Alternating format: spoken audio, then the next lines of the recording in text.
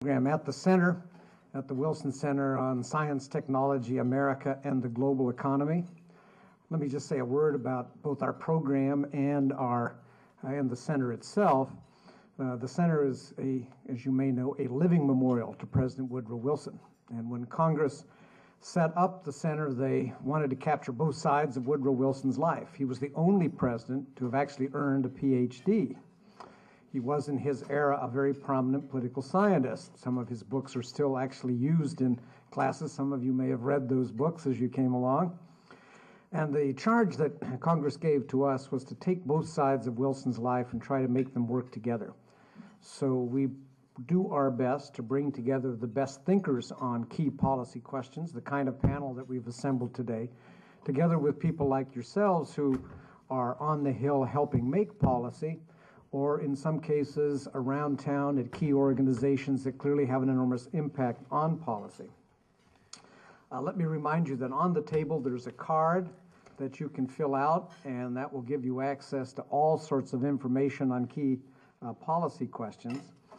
I want to remind you that on the 28th of July in B340, we'll have a session looking at Iran and North Korea, two countries that are very much in the news, and we're bringing up experts on each to talk with you all. I want to be sure I give a special thanks to the Hewlett Foundation, which has funded much of our effort here on the Hill. Their focus, in fact, is very much on international trade and sustainable development in the developing world and the emerging market countries. And one of the things we've realized is that that part of the world is so tied really to the rest of the world. We really are often having to put those questions in a global context, and you'll hear some of that today from today's panel. Well, it's hard to think that education isn't an enormous force defining the future of the country and the future of the American economy.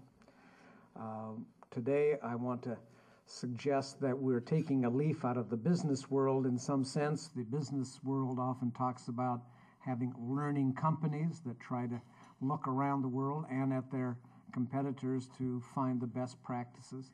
Today we're going to see if we can't help America become a learning country by doing the same kind of benchmarking to what's being done all around the world. And we've assembled this terrific all-star panel. We're going to open with Andreas Schleicher, who's to my far right and your far left. He currently heads the Indicators and Analysis Division of the OECD Directorate of Education. He is active in designing and managing the program on international student assessment. These are the tests given in math, science, and other subjects for 15-year-olds around the world. And one of the warning to us is that we don't, as a country as a whole, fare that well. To my left, the next speaker, William Schmidt, is a distinguished university professor at Michigan State. He has a broad academic, publishing, and professional background, and one of his professional activities has been to be the coordinator, the really managing director of the group that oversaw our participation, America's participation, in the Third International Mathematics and Science Study, the TIMSS study, that you also probably have heard about and read about, and where again there were some warning signs with regard to America's K through 12 education. And batting cleanup for us is Iris Rot Berg, a professor of education at the George Washington University. She, like the rest of our panel, she has a very distinguished academic, publishing, and professional background. And she has, let me hold this up, something I would recommend to you all. Her latest effort, she's edited a set of very interesting essays in balancing change and tradition in global education reform.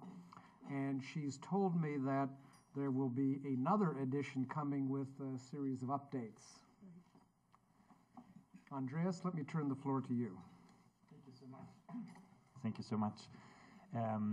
I'll be speaking about our international benchmarks and making comparisons between the United States, Europe, and Asia. When you look at blocks of countries like Europe, we compare this with the United States. Actually, it's very hard to do because both the United States and Europe is very diverse. You find high-performing and poorly performing systems in either. The general categorization that I will venture is that Europe now tends to be stronger on the production of human capital. You have some of the world's best performing systems in Europe. The United States remains significantly stronger on the utilization of human capital. And both are important.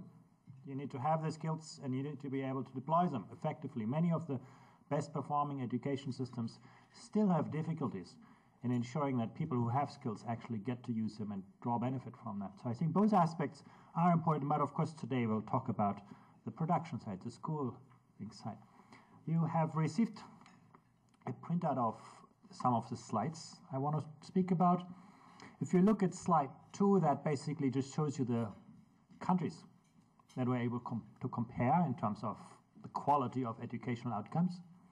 These are most of the principal industrialized countries. So I'm not going to compare the United States with poor nations, but really with the key competitors that you should be looking towards to.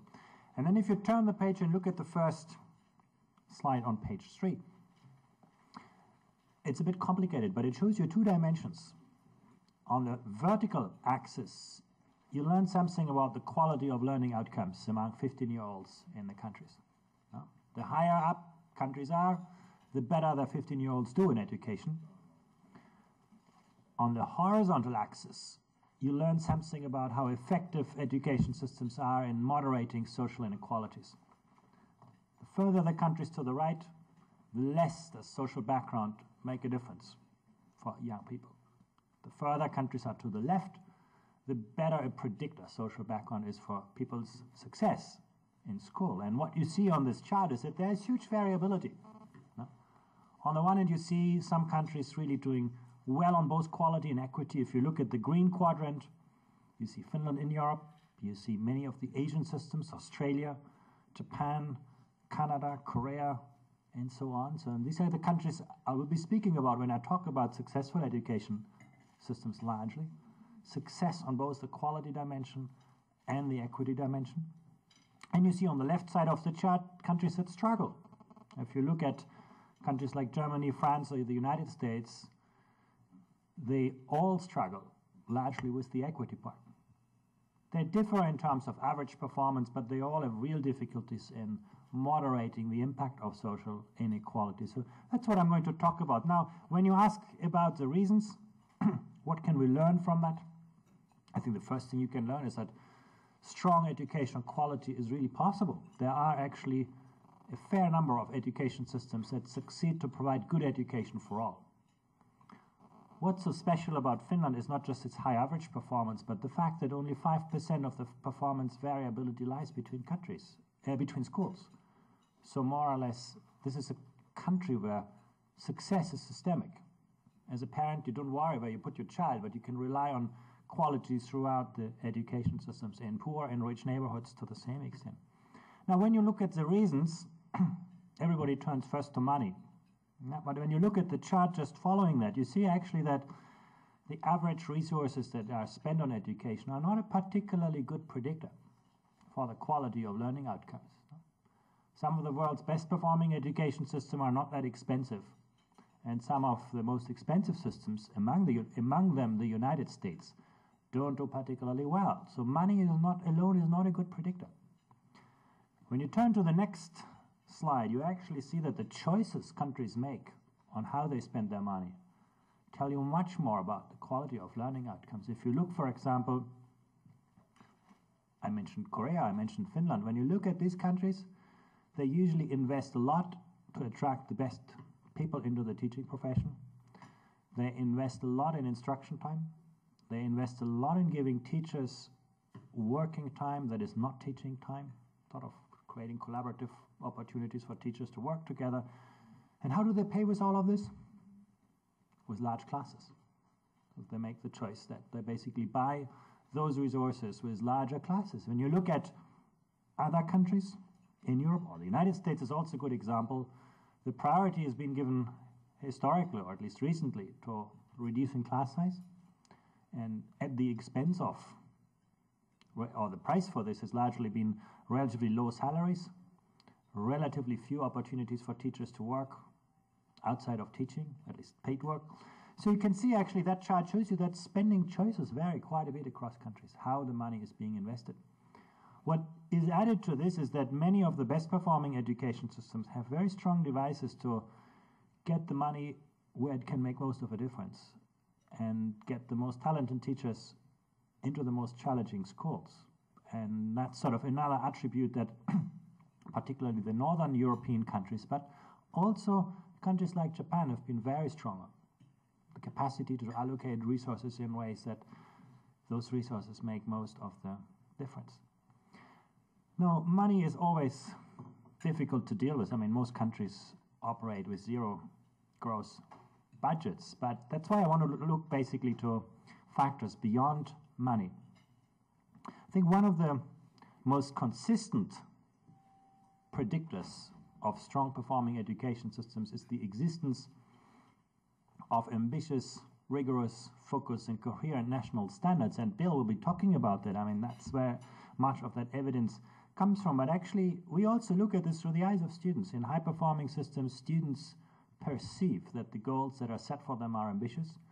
They feel that teachers support them in reaching those standards, and one aspect that we do see about the United States, that students often have the perceptions that they're actually doing fine, even if their actual performance is rather low. So there's a mismatch between the perceived ambition of the system and actually students' actual performance. But sort of the existence of clearly defined standards of what good performance is, a perception at level of students and teachers, that's one of the attributes that we find across countries, across cultures, pronounced. And basically countries use those devices to establish challenging content at all grades, and that doesn't mean to be prescriptive to what teachers should be doing. It's actually a very, very important point.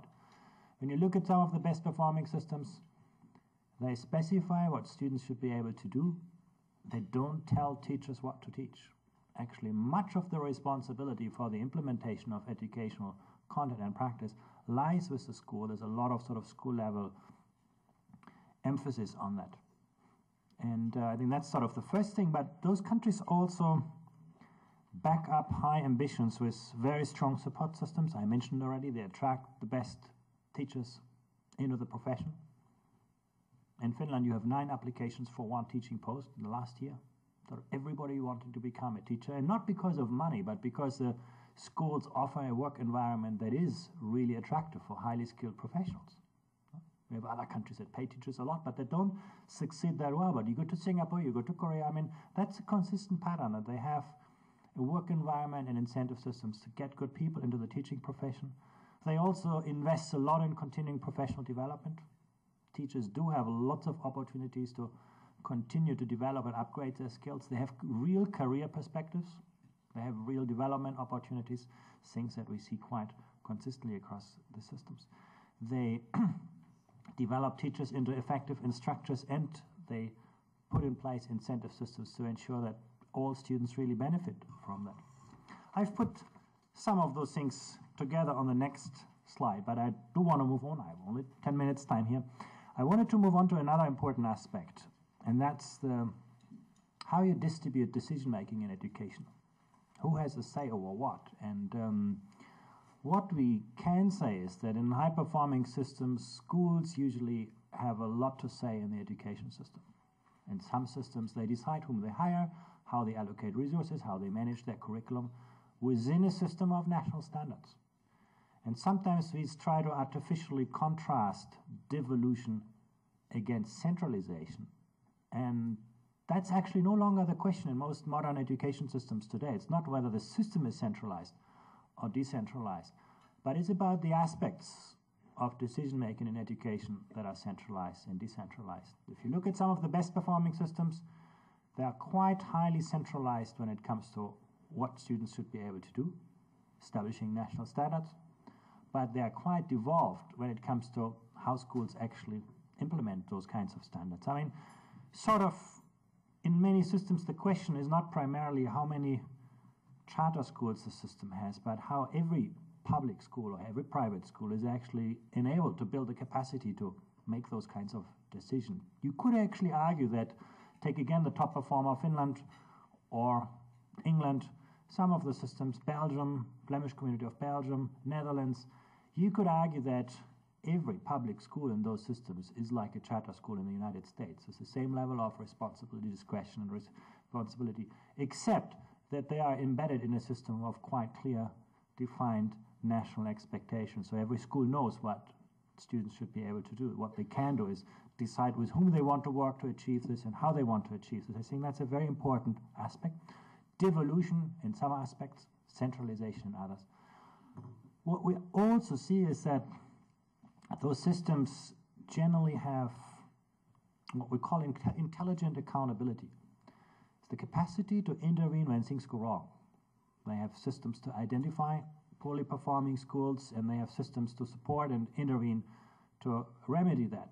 In some countries, these are inspection systems. So the devices that are used are different, but what is consistent is that the system knows where the problems are, and the system has means to intervene school by school, not just through general policies, but they actually go school by school. And what is an important point to make, I think, in the US context, when you compare it with countries in Europe or Asia, is much less of a focus on vertical accountability, test-based accountability, much less a focus on that, and much more focus on what we call lateral accountability. The system basically enabling teachers to learn from other teachers, schools to learn from other schools, the kind of incentive and support structures that are there to help the system move up.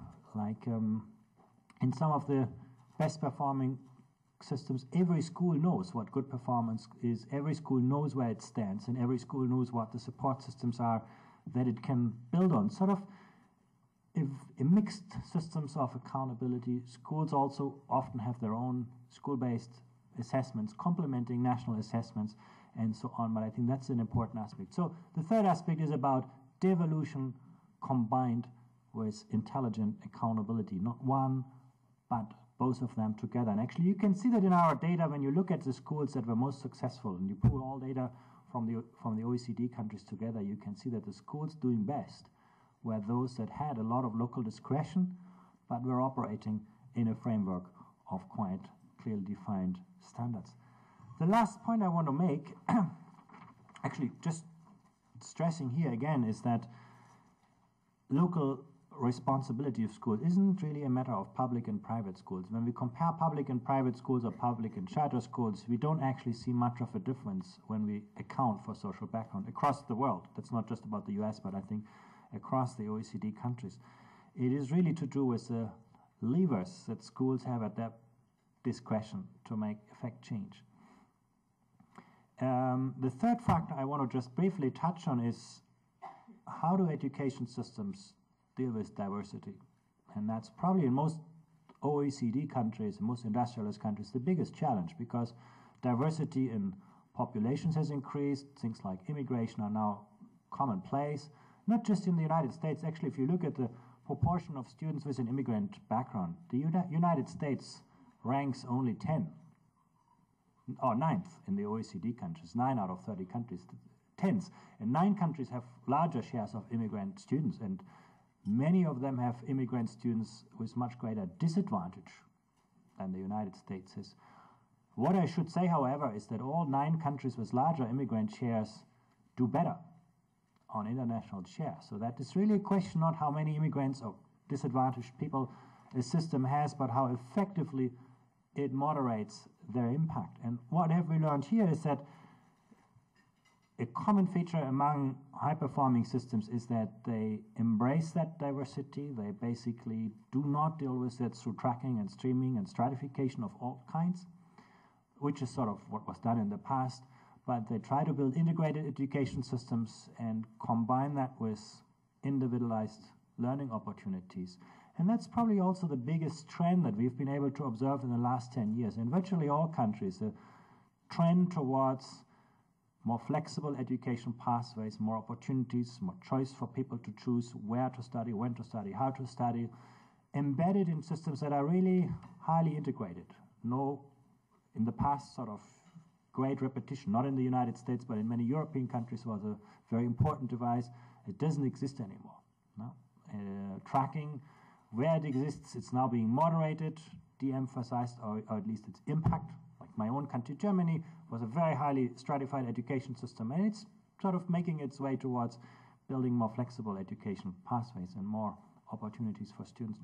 And combined, and I think that is important, with a much greater degree of personalization, individualization, teachers being educated to have the capacity to deal with diversity on a much more individual basis than has been the case in the past. Better diagnostic tools available to schools, available to teachers, in use, sort of a more active use of data in the countries.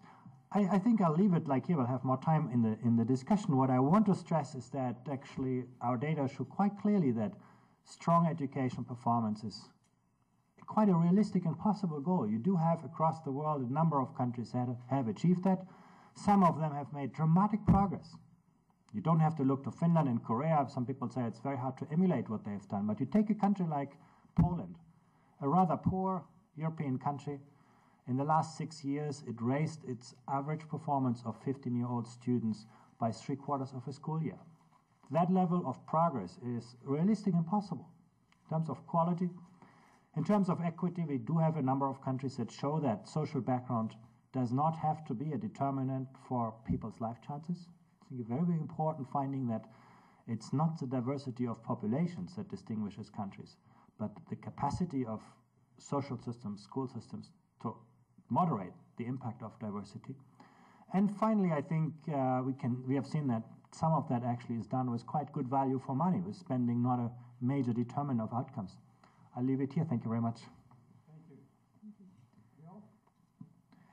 Thank you. I want to talk now about the way to the path to the improvement, what the U.S. can do. Andreas has set very carefully and nicely the sort of context of how we do internationally. But I would just want to add one item to that, which I think just may get your attention a little bit more. And that is, it's a little known fact about the Third International Math and Science Study, where actually we measured the students that were considered to be the elite of the high school, the 12th grade students who basically were taking AP Calculus, AP Physics. There's little question in anyone's mind as to the capabilities and the intelligence of the people that were in those courses. And so they were compared internationally against their counterparts who were similarly focusing on mathematics, or physics. And the little known fact, which is startling, is that those students performed essentially at the bottom among those countries where this comparison was done, in the major European countries. So what I'm saying to you is often people sort of push this aside and say, well, we're doing okay because we have this 25% that are going to be our college educated. They're really good. And maybe they're good intellectually in terms of promise, but the results show that they're not particularly strong in terms of their performance when compared against their particular counterparts around the rest of the world. So the point is, this applies across the spectrum. It's not just the weaker students we're talking about, it's also the stronger students within our system. A similar startling fact is if you take our top 10% at 8th grade, they're somewhat in the middle of the distribution of Singapore, Japan, Korea. And so this is a story that really is important across the board. But what can we do about this? What is the solution the U.S. needs to think about in terms of addressing and trying to provide a better education for all of our students? Well, I want to simply make 5 points to you as to what I think and what the data that we've assembled tells us as to this issue. The first point concerns the curriculum. Andreas has alluded to this, and I want to simply amplify this somewhat. Curriculum standards, which define what it is that a student is supposed to study in terms of content at a given grade level. That's what I'm talking about. Something that actually says something like, in 3rd grade, students should be able to learn the multiplication facts between 1 and 5. Something of that sort, a very specific statement, or be able to solve abstract problems in algebra at the 8th grade. So when I talk curriculum standards, that's what I'm referring to. What we have found internationally in looking at the top achieving countries is those standards, which Andreas alluded to, most of these countries have in some form. Those standards have 3 characteristics. They're focused, they're coherent, and they're rigorous. The rigorous is simply that they're demanding. They're challenging standards. The focus means that there is a concentration on a small number of topics at a given grade level. You don't try to cover everything. You cover smaller numbers of things and you cover them more deeply. In the rest of the world, among those top achieving countries, in first and second grade, they only cover 3 topics. In the United States, our first graders are trying to master 20-some topics. So therefore, the consequence of that is you can spend a lot of time in the European countries on a given topic, months, whereas in this country you spend a shorter period of time, thus producing the common element that all of you must remember about schooling is you keep repeating the same topics year after year after year after year because you never really learned it, because you never had enough time to really learn it. And so you get this redundant cycle going, which simply leads to little learning and a lot of boredom in schools. The rigor has to do, very simply, if you look at 8th grade and the rest of the world, it's geometry, it's algebra. In this country, for most of our children, it's fractions, decimals, percents, and ratios. In science, the rest of the world is studying chemistry and physics and biochemistry. In this country, we're doing what I call rocks and body parts. We learn the parts of the eye, they learn how you actually see, the biochemical reaction that produces sight. So these coherence then has to do with the fact, this is probably the most important, that in effect, mathematics, science, probably all of the topics we have in the subject areas we have in school are a reflection of some academic discipline. In other words, school mathematics is taken from the formal body of knowledge called mathematics. But somebody has to then translate what topics are covered in what order, in what sequence across the grades and so forth. I want to simply say to you, coherence is when that sequencing reflects the structure of the discipline. It's not arbitrary what topic you cover in what order. You know, in this country, we think everybody says, well, all the states are covering fractions, everything must be good.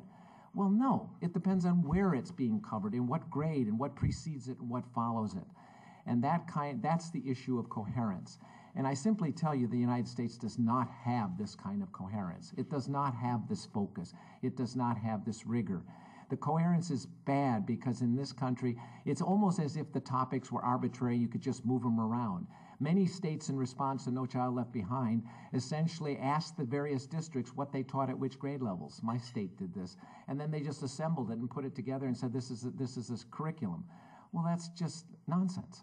It doesn't make sense logically, and therefore you have kids baffled by things like the fractions because they have no idea that it connects to the rest of the number system. They think that topic is completely unrelated to everything else. And that's how we teach mathematics, which just then causes a great deal of difficulty for students in terms of trying to learn these ideas. So our state standards don't have these characteristics. That's one of the reasons I would suggest to you that we do so poorly in these international comparisons. They're not particularly rigorous. That's why we drop at 8th grade. And it's simply not very coherent, and that's why children don't learn this stuff from the very beginning, and we go downhill as you move from 4th grade to the 12th grade. But there's another aspect, and that's my second point. The consequence of having the structure of system, educational structure we have in this country, that is states and then districts within states, 15,000 districts, everybody thinking they have to make up their own standards. You all know this. This is a big issue. The national assessment, it shows, states show everybody or 90% of their students at a given grade are proficient, and then they come along with the national assessment, the national one, and it's a very different result. Or the state assessments show that the large performance of high-achieving students, and the national assessment shows that's not true. So we have all these different standards, and the consequence of that is a hugely inequitable system, which is one of also the most serious threats we have. Andreas talked about the issues of equity in the system and streaming, and countries are moving away from this. Well, we're not. We don't have common standards. You could be a 3rd grader in one state and in another state and get an entirely different education in any of the subject matters, but particularly in math where we have hard data that shows this is the reality. So our states don't even agree. You know, as I said earlier, where you cover a topic in which grade is important. If I were to ask you this question, for how many of these topic grade combinations do all of our 50 states have that topic to be covered at a given grade level? The answer is none. There isn't one combination of topic and grade level where 100% of our states all have that standard for our children at that grade level. This means where you live makes a difference. It only gets worse, folks. Now you go down to the district levels, and guess what happens? This diversity is even greater. And guess what it's related to? The social class. So social class in this country has a double effect. Social class is related to learning. We know this. Schooling is trying to undo that or simply to shrink its effect. In this country, our schooling exacerbates it because, in effect, social class determines what you get to study. If you live in a district with a high percentage of college-educated parents, the school system has higher levels of expectations for the students. We know this. We've analyzed these standards. If you live in a district which has a lower percentage of that, the standards are different. Now, that's inequitable. That's indefensible. It is indefensible legally. It is indefensible morally, that some children, simply because of where they live and who their parents are, should receive a very different education. Yet I tell you, as we look at this issue of national standards in this country, this is the issue that should be looked at, not some of the debates we have. We simply have a system that is horribly inequitable. People worry about what the consequences are of changing to that. I suggest to you we ought to seriously consider the consequences of not doing it, which is to leave large numbers of children behind, to relegate their lives to a different sort of outcome, only because of who they are and where they live, not because of their ability. This is the antithesis of the American dream of individualism, that through hard effort and ability, you can overcome your means and your origin in life. It's not true anymore. Our system is stacked against the very people who need schooling the most. My third point is that this nation is now beginning to confront this and looking at the issue of national standards. I think that the federal government has a role in this. I think here we can learn from Germany. As they progressed, as they looked at their results from TIMSS and PISA and found how poorly they did, it became a tale of two cities.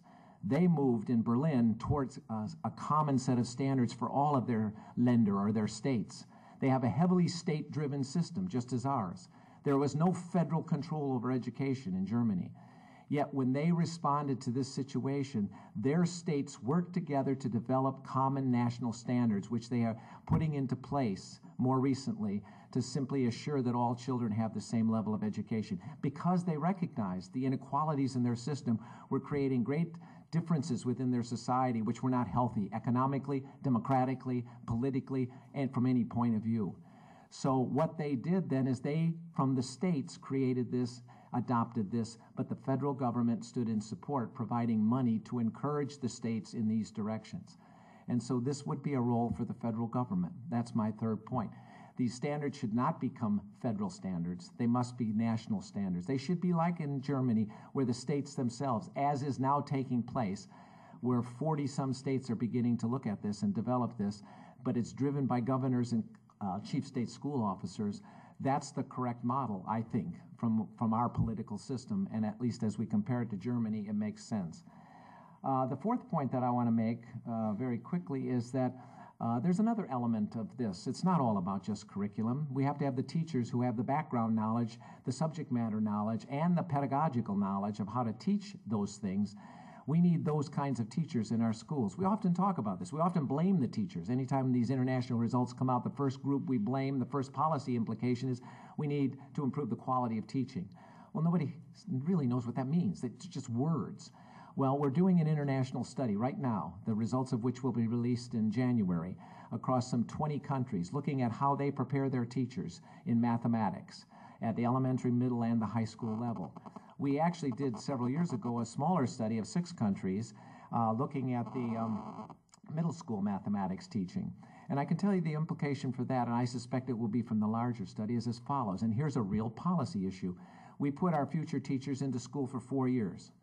What they do during those 4 years, just as what kids do for those 12 years, is really going to be the determiner as to the quality of the teachers we produce. As we look across these countries, 3 in particular, Taiwan, Germany, and the United States, we see big differences in the balance across the 3 big areas of teacher preparation. Their formal mathematics training, which would be the same for any other area, whatever the subject matter is, the pedagogical aspect related to that content, in other words, math pedagogy, and general pedagogy, how you manage a classroom, things of that sort, history, psychology, things that back up education. Those are the 3 big areas. In all these countries that we study, they have everybody has those 3. The big difference is the balance. In the United States, we have in the smaller study, we have a greater focus on the general pedagogy than the other countries. Taiwan has a greater focus on the mathematics preparation. These are really important policy questions. You've got 4 years. What are you going to have them do in what proportion? And how much of the year should be spent? This is an emerging policy issue, I suggest to you, that will become to the fore as we look at the issue of quality teachers and how we prepare them. And the last point I want to just mention to you is there's another big issue here, and that is parents and how we get them engaged. I've come to the belief that that's the third leg of that stool, that no matter how much we fix the curriculum and get the better teachers, parents have to become engaged and really believe in the importance of education. I think we find that much more the case in many of these other countries. Now, how you change that mindset is going to be important, and I think there's a public policy area there as well. Other countries, through various means, communicate to the citizens just how important schooling is. In an NSF-funded study that we've looked at, where we have a sample of of parents, what we've learned is almost all parents, no matter what their social class, that 90% of them believe it's important for their kids to learn mathematics and to go to school and achieve and all these other positive things. There are not gaps there in social class. Now we go to the next level, and it drops down to about 50% on average, how much they actually engage with their students in things about schooling, how much they help with homework, how much they are actually involved in the schools. That drops to only about half the parents. Again, there's no social class difference. But now we come to the last piece of this pie, and that is that the question is, do they know enough about schooling and how it works to be able to go and engage the school and do something well for their kids? Do they know what it takes? Do they know if there's tracking going on, the implication of that? Do they know how to engage the school system toward helping their child? And that drops down to less than 25% across the board. But here we find the big social gap, because those of the low social class, it's like only 7% that understand the school system well enough to know what to do. So there you have the scenario. They all want the same thing. They don't engage very much, any of them, but they're about equally across social class. But when it comes down to knowing how to work the system, if I can use that word, they don't. And in particular, the lower SES parents particularly don't know how to do this. So there's a real important public policy issue as we hope to improve the performance, especially of those children at the lower end of our social spectrum. So yes, throughout all of this, my final point is social class does make a difference. But like Andreas said, it really isn't the determiner anymore. There's a huge amount of what can be done to overcome that. In this country, social class has a more prominent role than in many other countries, because it's not just coming through the home, it's coming through the community and what the kids study and what the standards they get held to. So it has a double effect, thus exacerbating the effect of social class. But when we model this statistically and put both content and social class in there, the effects for the content, for the opportunity, come up to be about twice as large as for social class. There's the good news. We can fix this problem. There are things we can do, because schools do matter. Thank you. Thank you, Bill. Iris. Okay. Thank you. I will touch on some of the same points made by my colleagues here, and sometimes from a different perspective, sometimes elaborating on them. I will try to be relatively brief to leave all of you some time for questions. What I would like to do today is focus on a set of 3 assumptions about education in the United States and in other countries that form the basis for a lot of our rhetoric and many of our policies. And the first one, and here I take a somewhat different position from Bill, is that we can fix our schools, and I'm probably exaggerating his position here, but that we can fix our schools without addressing the problems of poverty. The evidence from the United States and from other countries, and I would say that in the book that Kent mentioned to you of education reform in 16 countries, there's not a single country there, not a single one, that is not having issues with the achievement gap based on socioeconomic status.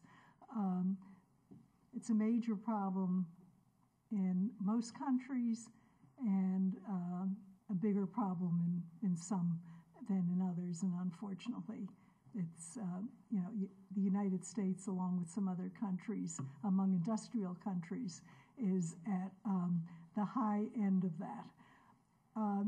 Regardless of all of your views, and I'm sure that some of you have been thinking and working on issues related to No Child Left Behind, very, very controversial. People have very different views about standard setting, testing, and so forth. But regardless of the merits of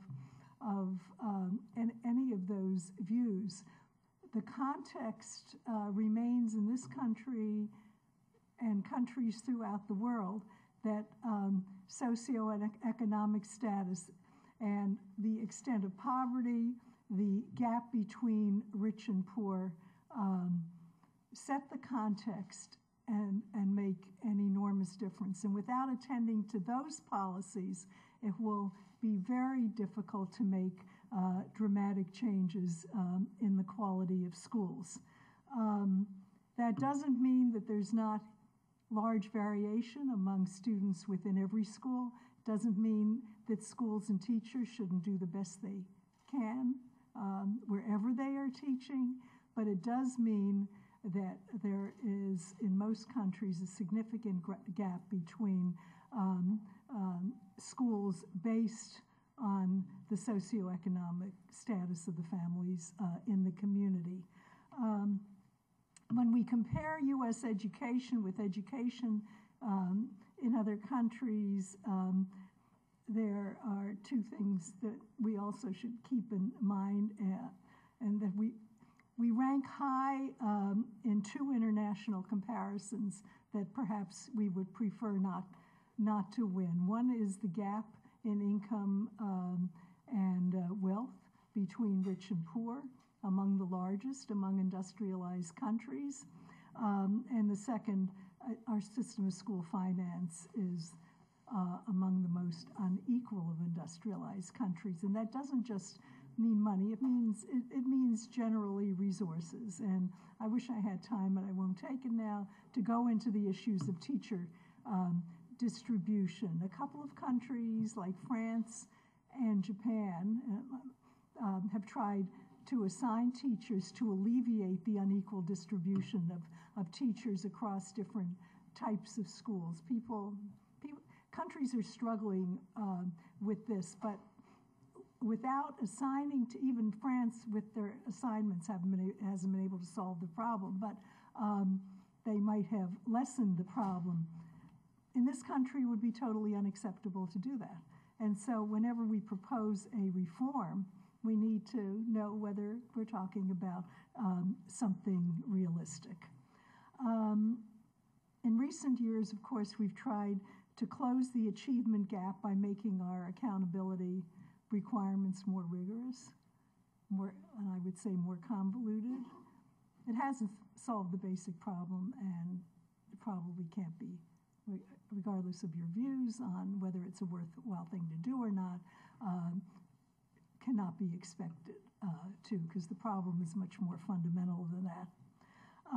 A second assumption I think that we all make is, or often make, is that other countries have solved the problems that we're still struggling with, that everything's fine everywhere else, and that we're still struggling. The fact is that all countries are struggling with issues of centralization and decentralization. How much national control do you want between comprehensive and tracked schools, between standardization and school choice, and again, primarily struggling with the achievement gap. There has been, as Andreas mentioned, a lot of increased immigration in European countries over the years. It's had a big impact on the school systems. There's concern there that that will increase the gap. but it is a major factor now in European school systems particularly. Andreas mentioned, so I won't spend time on it, that what a country does can make a big difference in the extent to which socioeconomic status has a role in achievement. It can't eliminate that link, but it can certainly make a difference. And so you have Sweden with a relatively small gap,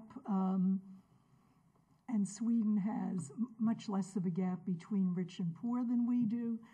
It has social support systems. It has much more equal school finance. All of these clearly make a difference.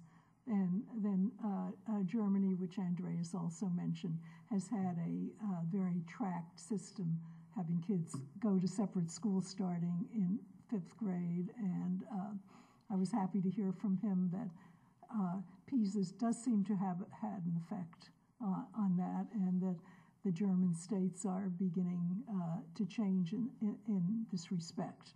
So yes, there are policies that can make a difference.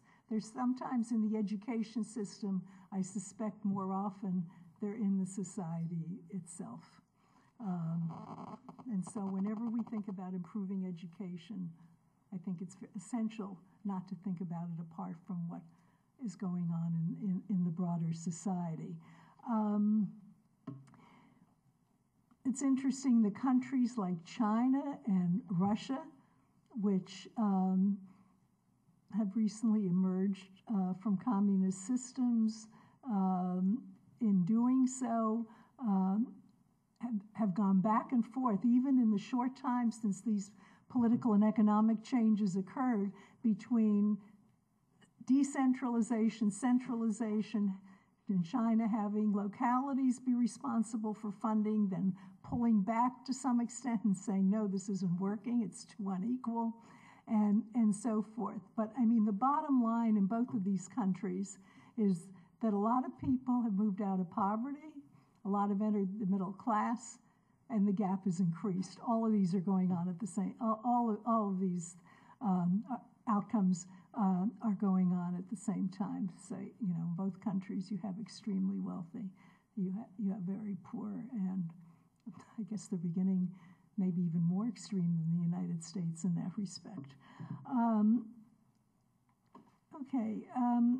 Let me move on now to just another aspect of the problems that other countries are dealing with, that we also are dealing with, and that's the conflict between reforms they've chosen to implement. Very, very similar to some of the conflicts that we're facing here. In the United States, we have tensions between test-based accountability, which is encouraging teachers to teach to the test, and at the same time increasing school choice, particularly charter schools, on the hope that this will produce innovative education models. There's an implicit contradiction here, because you cannot move too far toward innovation if the kids have to pass the same test. So these things are in contradiction. Also a concern here that the school choice, the charter schools, will increase social stratification. To take just one other example from Europe, and there are several, England is facing exactly the same issues. England has a national curriculum and tests in combination with a lot of school choice. But the issue that has happened there is the schools can't be too innovative or the kids won't pass the tests. So there has to be, within a system of school choice and national structure, there are going to be some trade-offs. There's also the concern in England that the school choice is increasing stratification. So even though we don't have the national curriculum and we don't have a national test, there are a lot of similarities in the problems we're facing. Most countries in the world do not use tests to measure student outcomes. I think that might come as a surprise because, to measure the quality of teaching. They certainly do use it to measure students.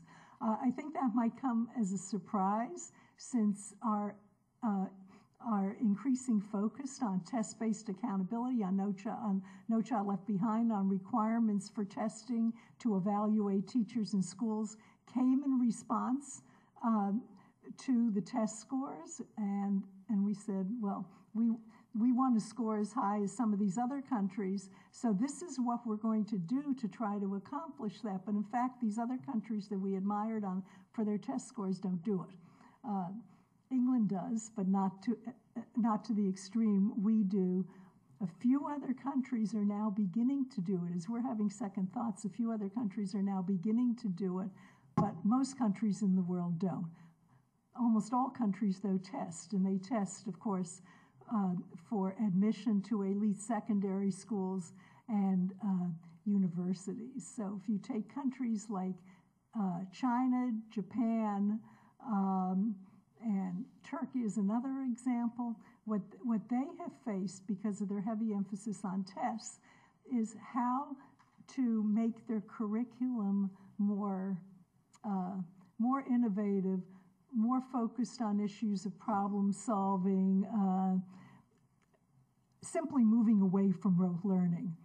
And it becomes a trade-off because the tests are generally measuring outcomes that make it better for the kids. The kids are more likely to do better if they continue with the traditional learning. Now, there are exceptions, and each of the countries has done different things, but I won't take the time to go into them in detail, except to mention briefly that Japan has been a very interesting case because a few years ago, Japan eased up on its curriculum a little bit. I mean, we probably wouldn't call it easing up, but they did ease up and tried to develop a more integrated curriculum, which meant more electives, more attempt to put different subject matters together, a little bit less emphasis on rote learning, and they wanted to give the kids, and I quote the term they use, zest for life, which I think is great.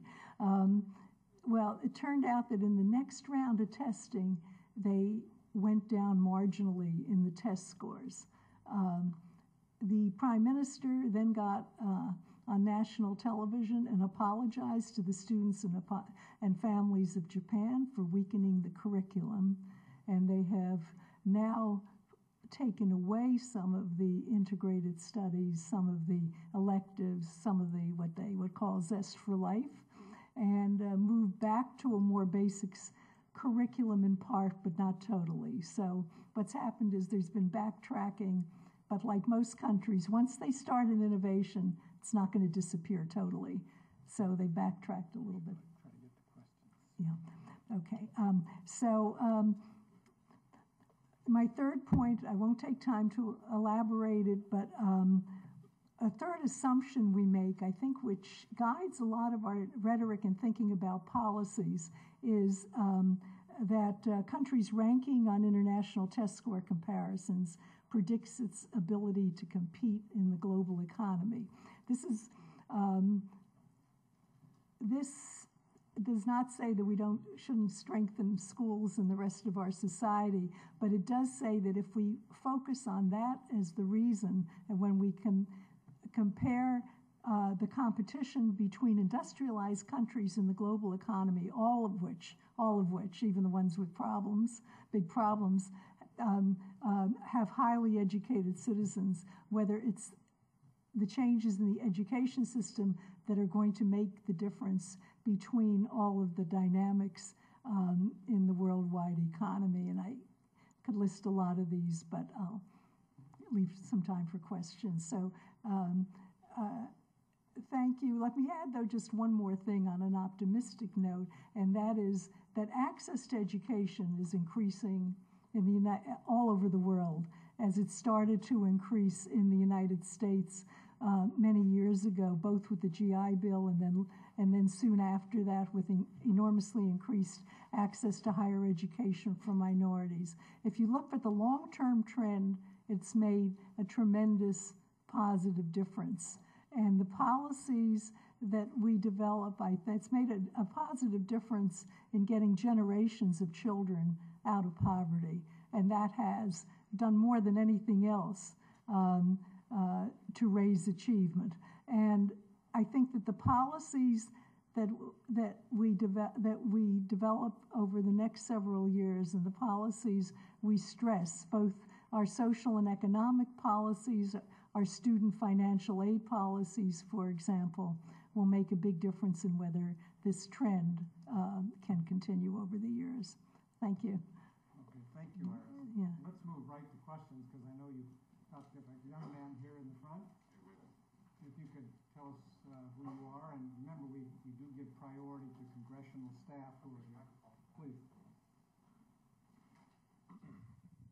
My name is Adam Prom. I'm an intern here for Congressman Crenshaw. I appreciate your coming, by the way.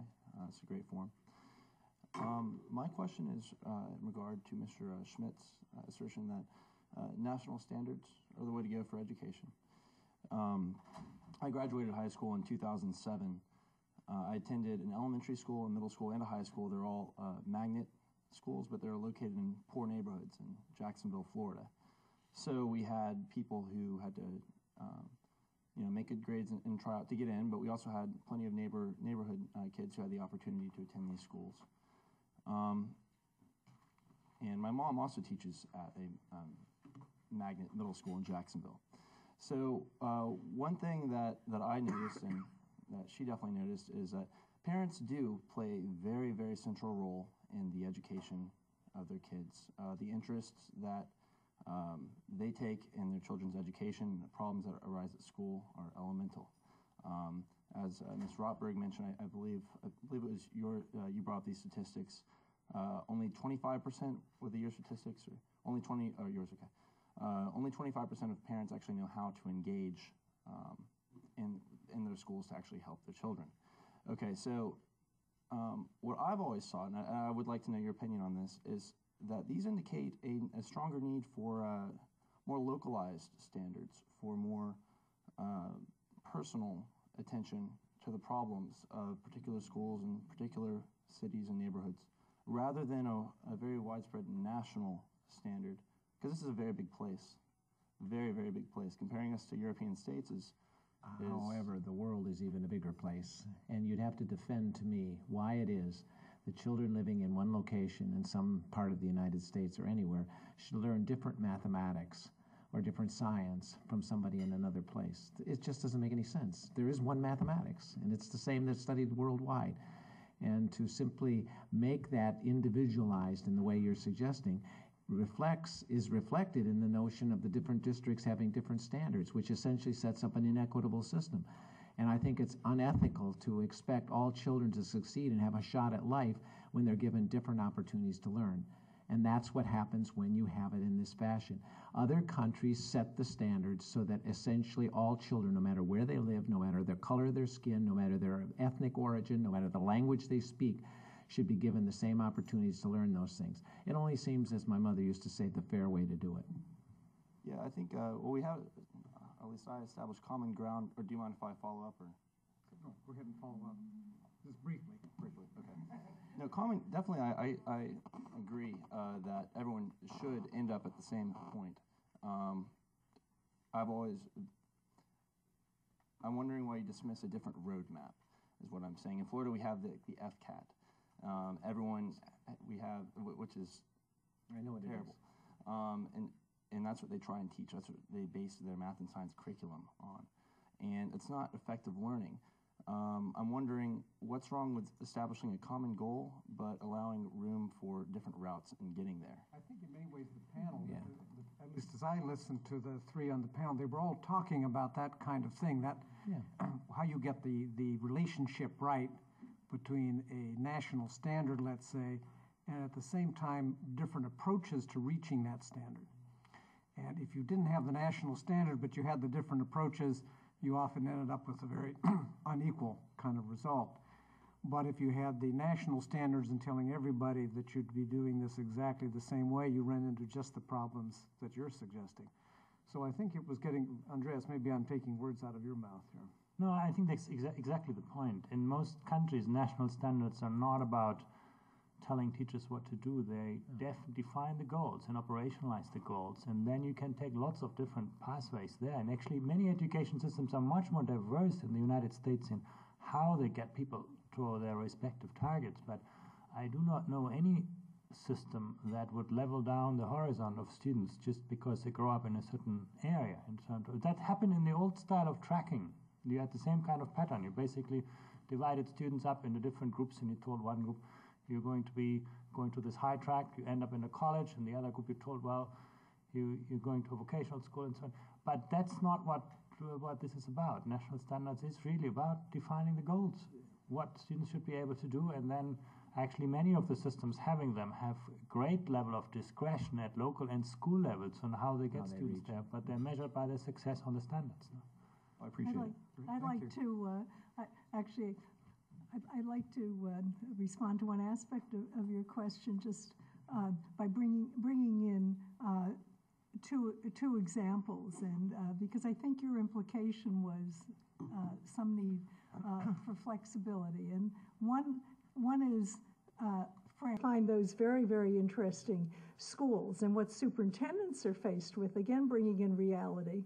If those programs did not exist in the public school, and we all know what the disadvantages of them are, a lot of the parents that send their kids to those programs would just put the kids in private school. And once you lose the middle and upper class parents from a school system, you're in trouble. So, these are the dilemmas that people are faced with. And so, we have to be careful about applying too many theories to what's actually going on in the real world. Okay, but I liked your question, and I'd be interested in discussing your experience in that school. Yeah. I'm going to go to the lady here, and then the gentleman in the back, and the lady in the back, and then the lady over here. Thank you so much for coming today. My name is Stephanie Lewis. I'm interning for Congressman Martin Heinrich, and I'm from Santa Fe, New Mexico. I went to a private Catholic school there, and then now I'm at Harvard College. And I was wondering, first of all, in situations where high schools might not be doing sort of the best curriculum that they could be doing, are you supportive of online-based curriculum? I did sort of an Apex Learning to supplement my senior year of high school, and I found that that standardization of curriculum really did help for the AP tests at least. And then second of all, in big classes, how would you propose keeping students alert and paying attention if the teacher could not always say, pay attention? Yeah.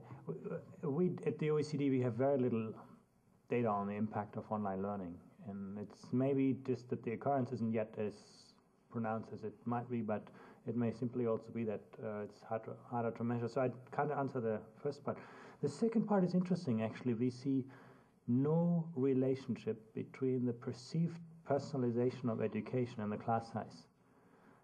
We also see very little in terms of relation of disciplinary climate and class size. It's much more the issue that some systems, some teachers are able to engage with larger groups and larger classes, and in some systems you have the same kind of issues and challenges in the smaller group size. So it's actually a very interesting point that class size is not a determinant of the perceived degree of personalization. We have some countries where in large group sizes, students still perceive that the teacher knows exactly what they are able to do, what they can't do, and know that the students, that they get help when they need help and so on. So there may be sort of something going on. And I also want to stress that I don't think, I mean, everything else being equal, smaller classes are always better than larger classes. I think there's no question about that. But when you that's not the choice that you have as a policymaker. As a policymaker, you have one pot of money to spend, and if you spend it on smaller class sizes, you can't spend it on better salaries, on more instruction time, on better teacher working conditions. And that's the point I try to make, that it's by far the least obvious choice to invest all your money in smaller class size at the price of getting the poor qualified teachers, less training opportunities, and so on. That's, I think, the issue, really. All the data we have says the same thing as to what he said. The gentleman there in the back. Hi, thanks for the very interesting panel. I, Raj Srinivasan, I grew up and was raised and educated in Singapore. And so my question's around some of the more peripheral aspects of my education, which I wanted to know, get your thoughts on how they contribute to the outcomes. Some of the more salient aspects of our Singapore education: single-sex education in secondary school levels, school uniforms, as well as very early stratification of students. I mean, starting from the 3rd grade, you have tests that stratify students based on ability, and the curriculums differ dramatically from then on, from 3rd, 6th, 8th grade, 10th grade, 12th grade. There's a national exam that stratifies students at each of these levels. And I wanted to get your thoughts on how each of these aspects of education in Singapore, uniforms, single sex, and stratification, early stratification, have on outcomes. Thanks.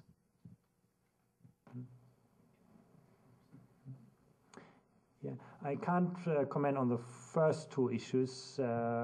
Single-sex schools, we don't see much of a difference. When you look at this after accounting for things like social background, we can't detect that on the data. Uniforms, we have no data on. The early stratification in Singapore is an interesting case because it's done very differently than in Europe. In Europe, it's a one-off decision which then has consequences for your life. And that is the kind of decision, and it's usually heavily influenced by preferences of parents and other factors, which all exacerbate the impact of social background on outcomes. Singapore is one of those countries where actually stratification is largely based on students' performance, and it's always reversible. And I think that's the important part. You can always go back to the original track, and you can always you're always reassessed throughout your life. Do we have evidence that that's a good thing to do? I still think the data that we have consistently across countries suggests that stratification in any of its kind is not as good a solution as if teachers can really deal properly with diversity through personalized learning within schools, which is what you have, for example, if you compare Singapore and Finland. That's the big difference between the 2 systems. Very similar education systems otherwise, but in Finland, it's the task of the teacher to embrace that diversity that they find, and they get the support to deal with it. We still our data suggests that it's superior to the kind of stratification, but I would think given, when you compare Singapore with other stratified systems, that approach is by far better, where it's based A, on objective data, and B, reversible. In principle, every student has always the chance to move on to tertiary education, which is not the case in many other systems. Just make one. I would add that I think that probably something, and you know much better than I do, having come from it, that something is more important than any of those, and that is just the enormous both resources and thinking that's gone into developing the Singaporean education system in a setting which is small enough to be able to have that level of control, and secondly, just the enormous elitism, motivation, intensity of it that is going to drive very high achieving results, and that the uniforms, the single sexes, not what's doing it. Whether the stratification, and from what I hear, it's not just, say, separate tracks, but it's stratified for along many different dimensions. Is that, you can tell me if that's accurate, seems to be now an integral part of this. It's very, very purposeful, and I would think the results that are emerging from it are, from factors probably that go beyond some of the ones we've just been discussing. Yeah, I just wanted to add a quick comment, and it's not about the Singaporean system. I think Andreas handled that.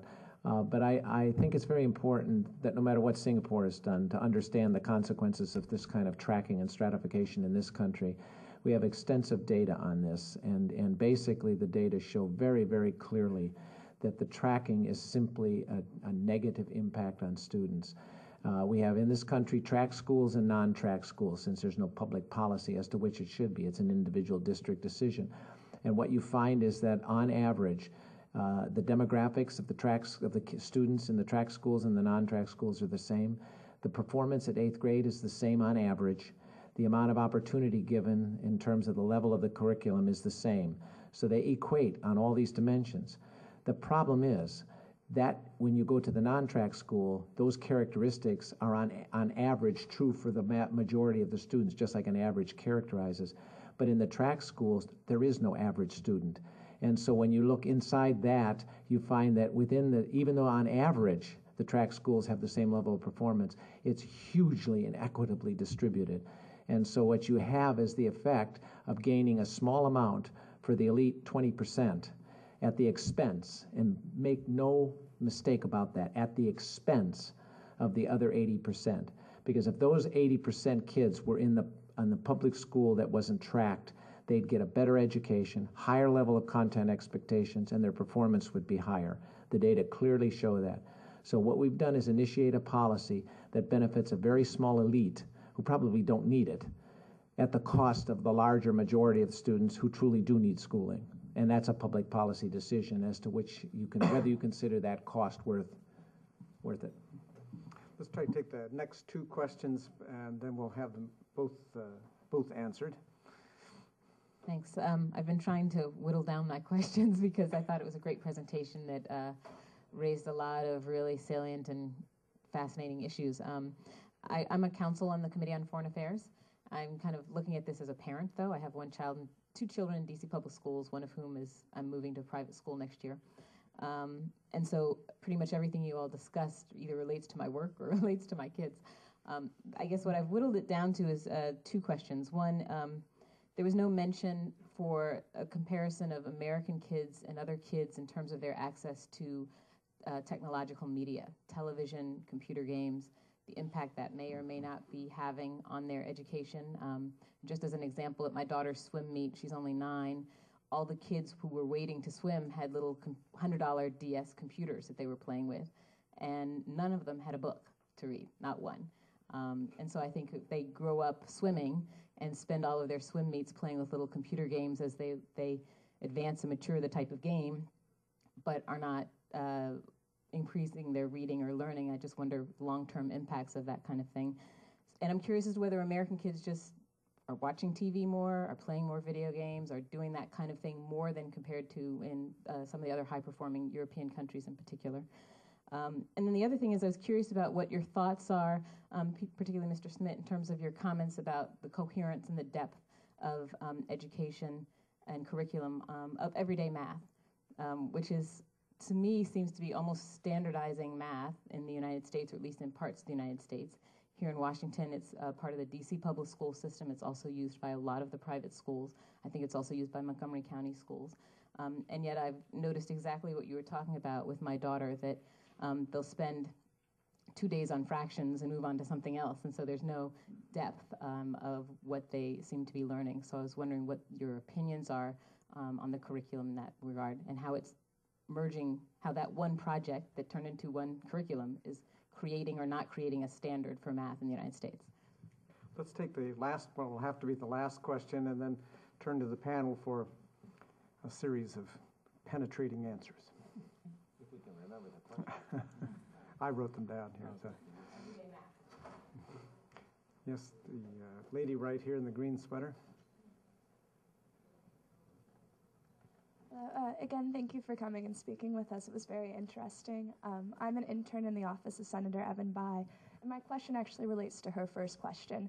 I was wondering, I read in a report from Johns Hopkins about summer slide, and I was wondering if there are any policies, if that's something that just parents can deal with, or if there's any policies that can be implemented by the nation as a whole to try to get rid of what happens because of that, and the fact that there's a big impact of socioeconomic diversity.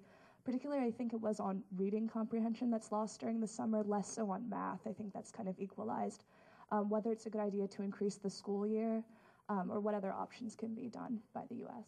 for that. Thank you. Right. Yeah, I think our first question was, you want to take them in reverse order? Yeah. Okay. What was the last one again? That the long summer vacation Oh, yeah, where we get out to right. I'll just have participate in the harvest and don't have any. Exactly, the harvest that doesn't exist. You know, Europe and a lot of other countries have a very different system. They don't have 3 weeks, 3 months of summer. They have a month spread, and I know Germany has a spread over 3 points in time around, I think around Christmas, around Easter time, and in the summer.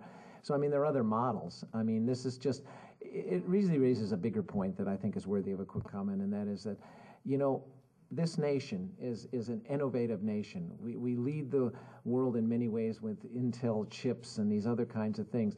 But when we think about education, we're stuck in a rut because all of us have gone to school. So somehow the notion is you can't change the blinking thing. So we stay with the system of the harvest, which doesn't exist. You know, we do a lot of other things that just are silly and no longer make much sense. And yet we're afraid to change these things because that's the way schooling is. So I think this may well be one of those things. I know of no data, though, that would necessarily prove the point, but I think it's logical that if you go away from school for 3 months and play with games, you're going to forget a few things. Yeah, I think it does show that one group of people do slip behind.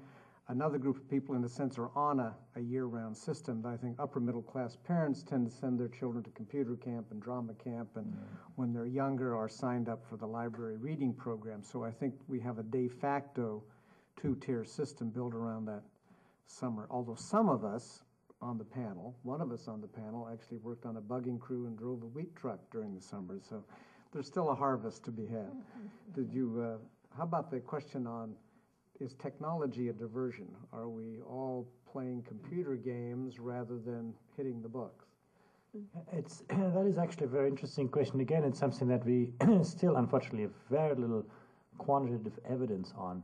And you can ask the question in two ways. You can ask yourself, well, technology, I mean, the incidence and use of technology may not be mirrored in outcomes because we do measure those kinds of things. I mean, if you look at assessments and evaluation, they still are framed in the form of multiple choice standardized assessments, and they don't recognize different types of literacy skills that you acquire with technology. For example, I mean, dealing with nonlinear information structures. We need that today, dealing with ambiguity, dealing with other types of information structures, and that is not valued in traditional tests, and that's why you may see sort of a negative impact on those outcomes. But it's really a question what societies value and what they assess. There is, in a number of countries now, greater emphasis on measuring those kinds of technology-based competencies to at least see how they play out. We have generally seen much less of cross-country variation in access patterns than in the past. That includes TV watching. You may have had the United States far ahead of most countries in terms of TV and media use, but that's no longer the case. In many countries, sort of, at least the frequency, we have no data on what kids actually do with that. But if you just look at the frequency with which technology is being used at home and at school, you do have actually a fair number of countries ahead of the United States, particularly what concerns in-school use of technology. Yeah, on the summer break, I can just reiterate what was said before, and that is that you can do two things. You can change the patterns of the school year, or you can moderate its impact. The United States is actually quite unique in having this large summer break. Most countries may not have more days per year in schooling, but they distribute them more evenly with smaller breaks and so on. But there's also the issues of moderating the impact of the long breaks through additional activities. That's, I think, where you have countries that do similar things, where they just organize activities. But it's like with stratification. Those sort of supplementary education systems tend to reinforce the impact of social economic inequalities, except for the countries in Asia that have a long tradition of private tutoring, where it's accessible to everyone. Sort of there you can argue, even though it's privately paid, most parents would invest that money for their children, so you don't have that effect. But in the Western world, you can argue wherever you have complementary education systems, it's reinforcing socioeconomic disparities. I think what Andreas just mentioned about what happens in Asian countries like Japan is, which is an enormous amount of private tutoring in the Juku schools. I mean, 4 hours a day, for example, and a lot of Saturday. And that's a huge supplement to the public school system, which and often taken more seriously than the school system because it's more directly relevant to the exam. So it's going to have a big impact on any testing. On the issue of a longer summer vacation, again, to even, or shorter summer vacation, even to answer that question, it would need to be in context and to go back. I mean, if you go back to Andreas' example about school size and teacher quality, the class size and teacher quality trade-off. You have more days of school, it costs money. What's the trade-offs? What are you giving up? And these things are very important to look at. Also, I think, as we talked about a range of issues today and also, looking at your questions, it's interesting to think and important to think about where government does get involved or not, what level. In other words, you're at the federal level. All of you are here because you're working for a committee or you're working at the federal level. There are certain issues that the federal level and Congress can handle, certain broad policy issues, and certain ones that are really like what the curriculum looks like, how you teach math. A lot of those issues, that happens at different levels. And so it's important to think, when we're all making policy suggestions for who's actually going to be able to use those suggestions. In some cases, it may be a parent, which school do you want to choose for your child? In another case, hopefully, it's relevant to congressional deliberations. But not all of the policy suggestions are relevant to people with different responsibilities. Let's have Okay, one thank last you. word on everyday math. And Okay, as I move into everyday math, just a quick point, though, excuse me for doing it. But basically, on what Andreas was talking about from the TIMS study, we basically found, it's just a short one, we basically found that kids around the world spend about the same amount of time on everything. It's just how they allocate it. Some in the U.S. is sports, and they hang around the European squares. But the one you got to watch out for is work. Our kids work more by huge amounts than kids in Europe, and that's, I think, a bigger problem. Anyway, I have made a career out of not commenting on specific mathematics curricula because I do not want to get into that mess. However, off the record, as a parent who has a fourth grader who is studying in everyday math, what you noted is, in fact, one of the characteristics of skipping around and instead of sort of more coherently connecting the things that are connected. So, I mean, there are lots of problems. There's no one perfect math program.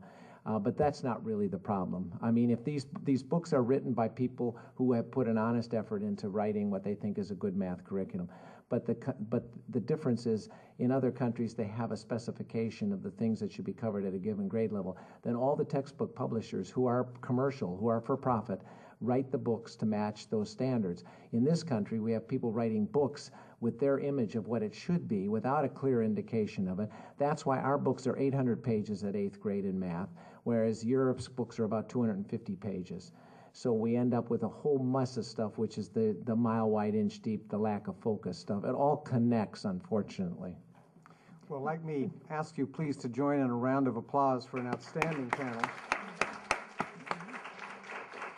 But I know No Child Left Behind will be looked at possibly this year and certainly next year, and we hope to come back with other sessions like this. Thank you all for coming. Thank you for a terrific set of questions.